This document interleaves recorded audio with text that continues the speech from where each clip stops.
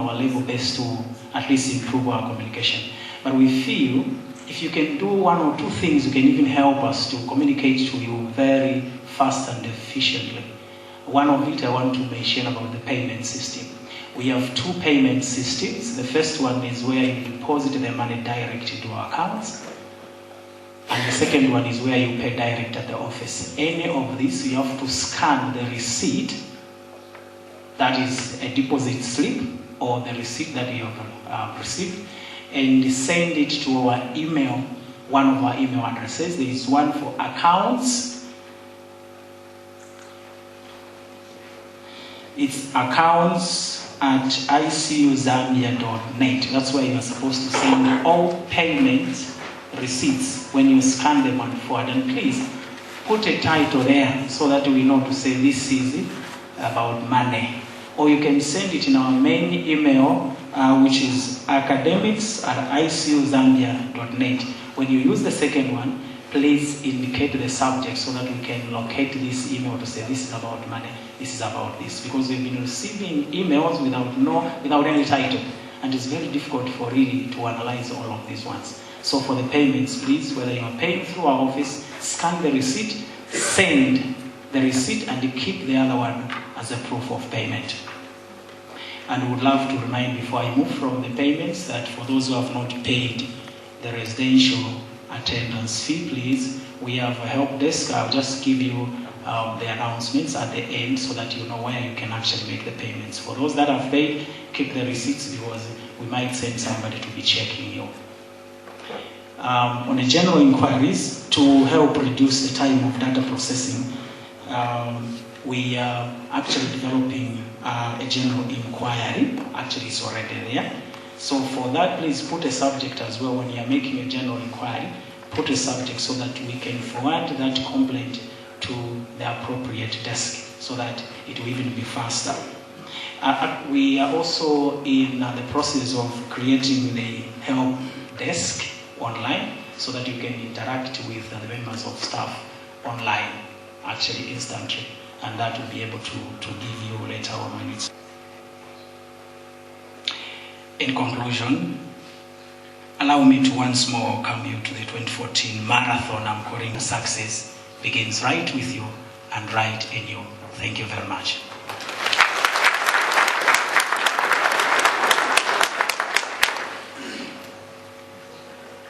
Seeing that we are too serious, I'm now changing my hat, so I'm putting on a different hat now. I told you I have two hats here. At this point in time, I'm going to bless Dr. Mwanza. He's going to help us. Dr. Mwanza, come in.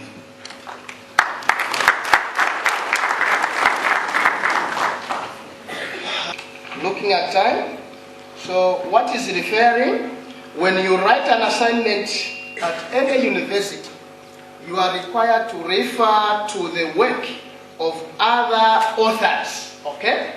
It's not you who has created that work. You need to refer it to the author of that book, okay?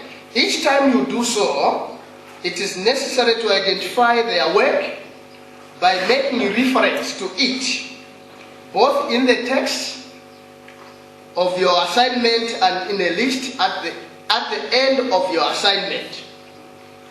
This should be your practice. Okay? So we should be able to do that. It's a must. This is a university, there are standards. Wherever you go, you find that these are standards. And we are using Harvard, okay? Harvard referring system that you need to understand what is this Harvard system. If you Google, you'll find how the book is a big book. Okay? So why should you refer? There are reasons. Reference enhances your writing and assist your reader. You are trying to make impression to your reader, to your examiner, somebody who is going to mark you. Okay, to say, okay, this person has researched, not just writing 1 + 1, 2, 4, 5, 6, 1, blah, blah, blah. Where did you get this? Okay, it becomes a challenge and you lose marks. So it's very important. One of it is showing the breadth of your research. Two, strengthening your academic argument. Okay? You will be able to argue very well because you are referring or citing the books or the author. Okay? Showing the reader the source of your information. For example, let's say if you just get these are just data and you leave it, let's say this is just maybe 2014 budget, okay? Budget. And you write without quoting where you got, okay? So it should be, you should have a source, okay?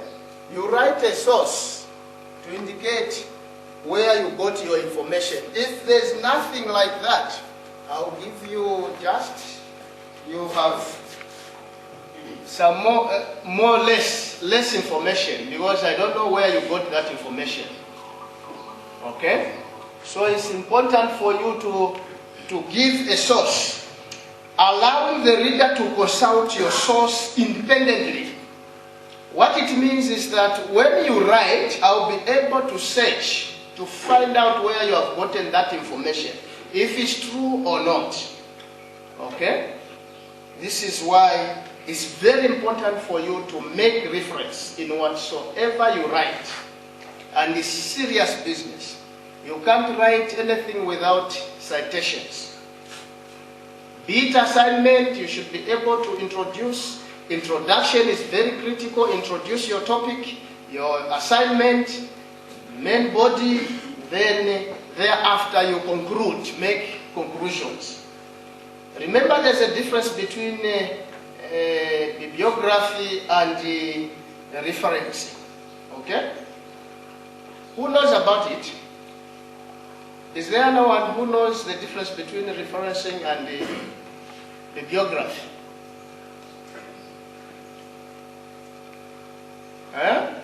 Class. What we are saying is that when you make citations in your text, okay, you cite your information, you get that information from the books and you put it in the, for example, let's say, Mwanza, okay, Mwanza,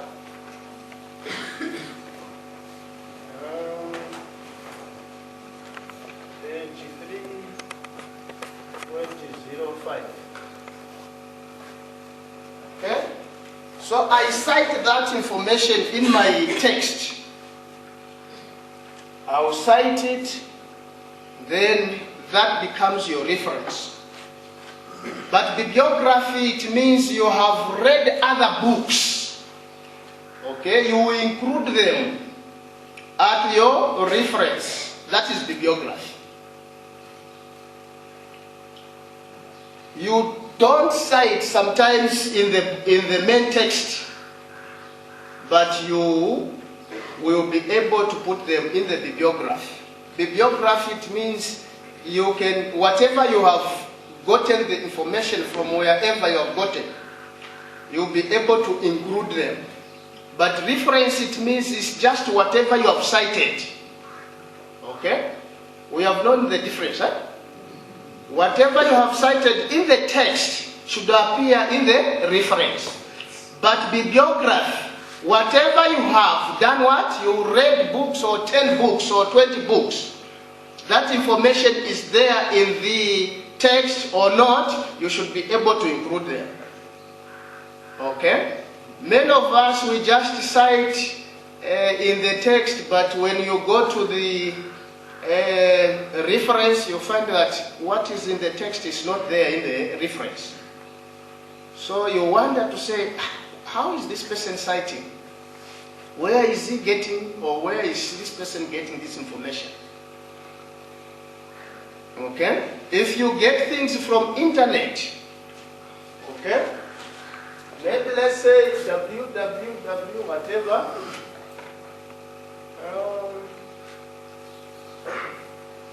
Okay.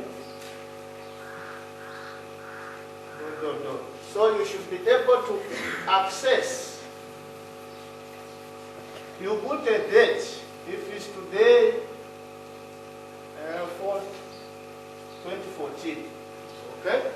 The date you have accessed that website, okay? Don't just write as if it's from your head. You lose marks. And this is why my colleague was just saying there is poor writing. This is why the lecturers have been congratulated. It's because of we need to know how to write.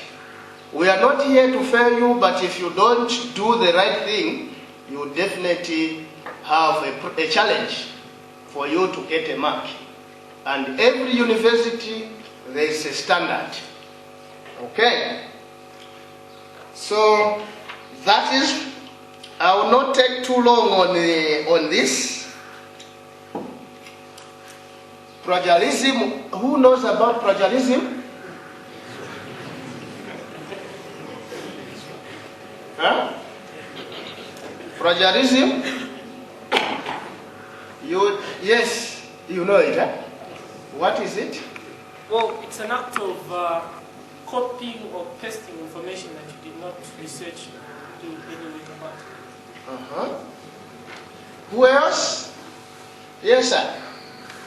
Pretending that the work you have done is low, the actual sense is not low. Yes, so very clear. So plagiarism is very critical here in this institution, this university. Surely don't pretend. This is why you can avoid plagiarism by citing. Okay? When you cite, don't just get the whole thing. You need to analyze and put your own paraphrase.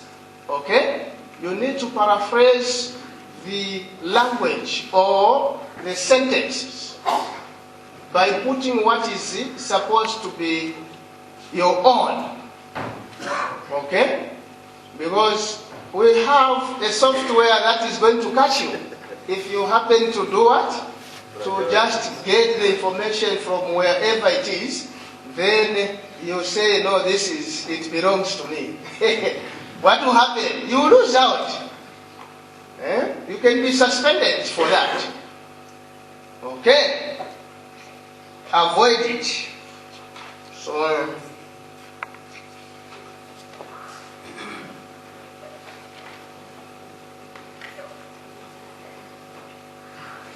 there is what we call, okay, in Harvard you need to start with author, okay, reference, author date systems commonly known as Harvard and APA, okay, American Psychological Association.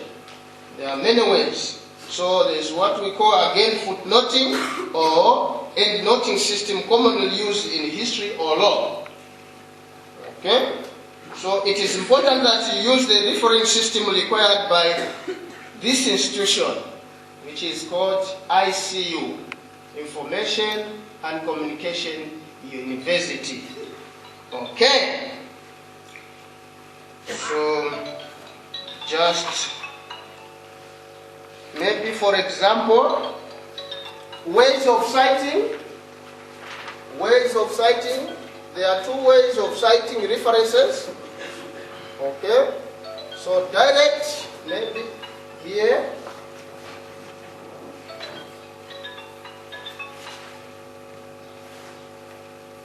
Example. Then paraphrasing example, you need to paraphrase.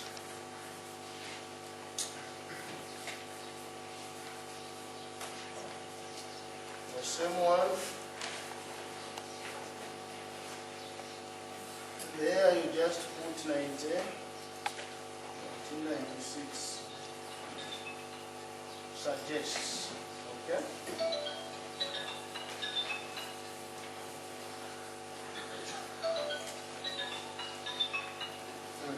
Those are just examples for you to to know what is supposed to be done. So those are paraphrasing, where you put, there are sentences that you have to put on there, and it's the same sentence. For example, let me just read this one. Okay. It has been, direct quote example, it has been argued that socialism rejected the liberal ideas of individualism and competition. So direct, the way it is direct.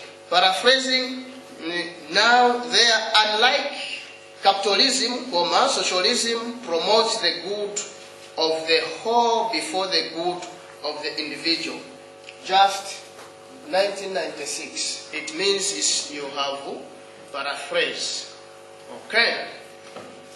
So there are verbs that can help with author prominent referencing. Okay. States. Okay. Remark. Maintain. Agree. Disagree. Highlight. Imply. Predict. Justify. Okay. Hoping this time, next time when you write your assignment, you'll be able to insert some of these words. Okay, verbs. Point out, add, assert, claim, contest, find, theory, question, confirm. Okay, describe, suggest, like we have seen already. Affirm, clarify, content, show, offer, dispute, reason. Okay, so these are the things that we have to be mindful and very critical for you to go to another level, because it's not just for us to get a paper in the quickest way, but it should be something that is going to help you. Even when you are working, they will be able to say, no, this person is able to make a difference. Analysis, not just copying from somebody's work and then you take it that way. Please be able to cite your work very well. Okay? It's a very big book which cannot take us, it's a lecture on its own.